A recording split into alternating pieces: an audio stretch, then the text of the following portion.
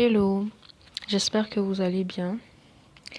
Alors, beaucoup parmi nous, nous avons reçu une éducation où on évitait tout ce qui avait un trait à l'intimité ou la sexualité en général.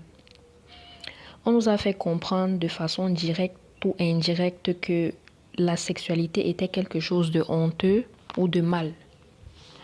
En islam, Allah subhanahu wa ta'ala nous a interdit la fornication, az-zina, la fornication qui est le fait d'avoir des relations intimes sans être marié, hors mariage. C'est la fornication qui a été interdite, c'est la fornication qui est quelque chose de mauvais, pas la sexualité en elle-même. Dans notre communauté, on nous répète encore et encore dans les prêches l'importance du mariage. Le mariage est tellement important dans notre communauté qu'on va jusqu'à dire que la valeur de la femme se trouve dans ce mariage-là. Mais est-ce que le mariage dont vous parlez n'implique pas les relations intimes entre un homme et une femme? C'est la question que je veux poser. Rappelons-nous que la pudeur, c'est le fait de savoir faire preuve de retenue. Savoir faire preuve de retenue dans votre façon de parler, savoir ce qu'il faut dire et ce qu'il ne faut pas dire, savoir faire retenue dans votre façon de vous vêtir, savoir faire preuve de retenue dans votre comportement, en fait, savoir quoi faire, comment faire, selon le lieu et le moment en fait. La pudeur en elle-même, ce n'est pas le fait de refouler les désirs naturels qu'Allah a mis en nous. Pour la petite anecdote, quand j'étais très petite, je devais avoir 8 ou 9 ans, j'aimais beaucoup écouter la musique à l'époque quand j'étais toute petite. Et une fois, comme par, je dirais, maladresse, je me suis retrouvée à écrire une chanson, c'était une chanson un peu sentimentale sur un bout de papier et j'ai laissé traîner. Quand ma mère a trouvé le bout de papier, elle s'est mise en colère, et elle m'a dit que j'avais intérêt, en fait, elle avait intérêt à ne jamais me surprendre avec un garçon, sinon j'allais avoir des problèmes avec elle. Et souvent aussi, quand on était très jeune, des fois, dans le salon familial, il y avait des séries qui passaient à la télé. Nous, on était tout petits, on venait s'asseoir là parce qu'on voulait pas être seul. Et quand il y avait des scènes obscènes, on s'en prenait à vous. Vous vous faisiez gronder, vous vous retrouviez dans des problèmes, en fait, alors que souvent vous étiez juste là parce que vous ne voulez pas rester seul dans votre coin, vous vouliez rester avec tout le monde. Déjà pour commencer, c'est à vous de contrôler ce qui se passe dans votre maison, c'est à vous de contrôler les programmes que l'on regarde à la télévision, c'est pas à votre enfant. Si vous regardez certaines séries et que votre enfant passe par là, bien évidemment que des fois, il va tomber sur des scènes obscènes. Donc déjà, vous-même, vous devez essayer de contrôler ce que vous regardez et surtout ce que vous regardez en la présence de vos enfants. Maintenant, de deux, si à chaque fois que votre enfant fait allusion au sexe opposé, à chaque fois que votre fille va parler d'un garçon ou bien votre garçon va parler d'une fille et que vous avez une réaction négative, le message que vous êtes en train d'envoyer à votre enfant, de façon directe ou indirecte, c'est que, premièrement, vous n'êtes pas d'accord avec ce genre de choses du tout et que c'est mal en fait, c'est mal de s'intéresser au sexe opposé. S'intéresser au sexe opposé, c'est normal. Être attiré par le sexe opposé, c'est normal. Ce sont des désirs qu'Allah a mis en nous. Maintenant, c'est la façon avec laquelle on approche ces choses-là qui va être halal ou haram. Maintenant, selon votre réaction, vous allez créer deux types d'enfants. Le premier enfant va devenir totalement refoulé et frustré. Et le deuxième enfant, il va juste faire semblant devant vous. Il va faire semblant d'être un enfant exemplaire, d'être un enfant posé. Mais derrière votre dos, il va faire des bêtises. Ça, soyez-en sûrs. Moi, je pense que pour la plupart d'entre nous dans la communauté musulmane, nous avons été éduqués non pas pour être pudiques, mais nous avons en quelque sorte été éduqués pour être un peu refoulés, pour pouvoir refouler tous les désirs qu'Allah a mis en nous. Ce que l'islam nous demande de faire en fait, c'est encadrer ces désirs-là pour qu'ils soient satisfaits dans le halal. Et souvent, ce refoulement que l'on nous a inculqué durant notre éducation, c'était pas vraiment dans le but de satisfaire Allah, c'était souvent pour nous contrôler. C'était souvent pour contrôler les enfants, pour s'assurer qu'ils soient obéissants et souvent aussi pour renvoyer une bonne image aux autres personnes, au regard des autres. Et souvent, des années après, quand vous étiez très jeune, on vous a dit que c'est mal, tout ce qui a trait au sexe opposé, à l'attirance, à l'intimité, c'est mal. Et des années après, quand vous allez grandir, ce sont ces mêmes personnes qui vont vous demander pourquoi vous n'êtes pas encore marié, pourquoi il n'y a pas encore de prétendants, qui vont vous rabaisser, qui vont vous comparer aux enfants des autres, ou bien qui vont vous comparer à vos sœurs ou à vos cousines. Alors que ce sont ces mêmes personnes-là qui vous ont dit que je ne veux rien entendre concernant le sexe opposé.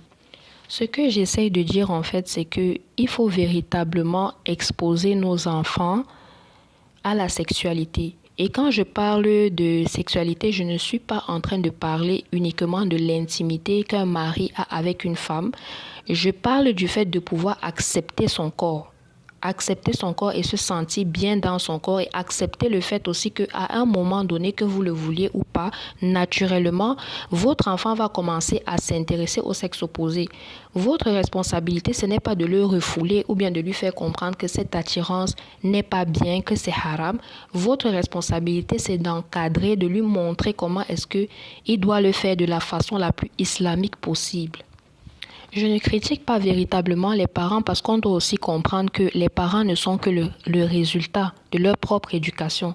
Ce qu'ils font, ce qu'ils ont eu à faire avec nous, c'est ce qu'eux-mêmes ils ont vécu. Ils ont fait de la manière qui était la plus correcte selon eux. Ils ont fait comme ils pouvaient.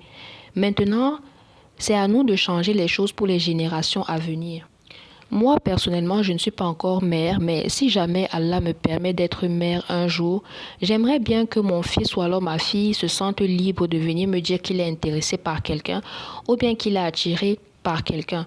Quand votre enfant est ouvert à vous et qu'il vous dit véritablement ce qu'il ressent et ce qu'il pense, ça vous permet de pouvoir l'orienter. Ça vous permet de le comprendre et de lui dire voilà comment est-ce que... de le conseiller en fait. Vous allez au moins pouvoir le conseiller. Mais quand vous vous braquez et que vous faites comprendre à vos enfants que c'est totalement mal de s'intéresser à une personne du sexe opposé, votre enfant, bien évidemment, ne viendra jamais vers vous pour vous dire qu'il est attiré par un tel. Il va tout faire dans votre dos. Et quand les enfants font des choses dans votre dos, c'est plus propice pour eux pour faire des bêtises. Vous allez être la dernière personne au courant et souvent, ça va aller très loin. Donc, c'est mieux que vous soyez au courant, c'est mieux que vous ayez des conversations, que vous puissiez communiquer, dialoguer avec vos enfants pour pouvoir les orienter de la meilleure façon. C'est la raison pour laquelle, dans la plupart de mes prises de parole, je répète l'importance de la sociabilisation pour les femmes et pour les hommes. Surtout pour les femmes parce qu'on a tendance dans notre communauté à vouloir mettre la femme... Je ne dirais pas à l'écart, mais on a tendance à tellement mettre la pression de la pudeur sur la femme, beaucoup plus sur la femme que sur les hommes.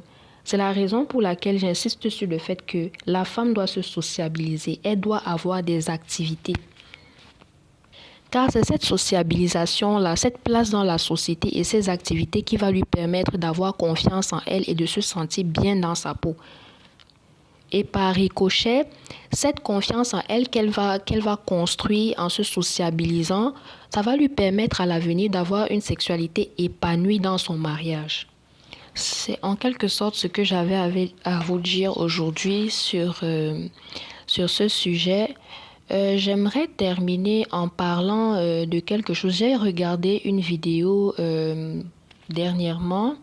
C'était une sœur musulmane qui parlait de la mixité dans les familles, le fait qu'on a normalisé la mixité dans la famille musulmane, qu'aujourd'hui certaines personnes se permettent de parler avec leurs beaux-frères, que c'est haram de parler avec des gens qui ne sont pas vos mahrams. Je pense que ça aussi c'est un peu rentré dans l'exagération. En tant que musulman, je dis et je répète toujours que on doit rester dans le juste milieu. On doit tenir en compte de la culture dans laquelle on vit. Dans certaines cultures, c'est pas normal que votre beau-frère vienne dans une maison et que vous ne lui adressez pas la parole. Oui, nous devons limiter. On doit limiter les interactions avec les personnes qui ne sont pas nos mahrams. Mais dire que vous n'allez pas du tout parler au mari de votre sœur. Vous avez une sœur, par exemple, qui... Voilà, vous avez grandi ensemble, elle est même père, même mère avec vous, vous avez tout vécu ensemble, elle va se marier et quand son mari viendra chez vous, vous n'allez vraiment pas lui adresser la parole. Vous allez quand même lui dire bonjour, comment tu vas, le travail, ça se passe bien, les enfants, ça se passe bien. Il y a un minimum quand même que vous allez échanger avec les gens. C'est pour ça qu'on doit rester dans le juste milieu, dire aux gens qu'ils ne peuvent pas du tout parler aux personnes de leur famille qui ne sont pas mahram. Je pense que ça va un peu trop loin. Limitons les interactions avec les hommes qui ne sont pas nos mahrams, mais la moindre des politesses, le fait de dire bonjour, de prendre des nouvelles.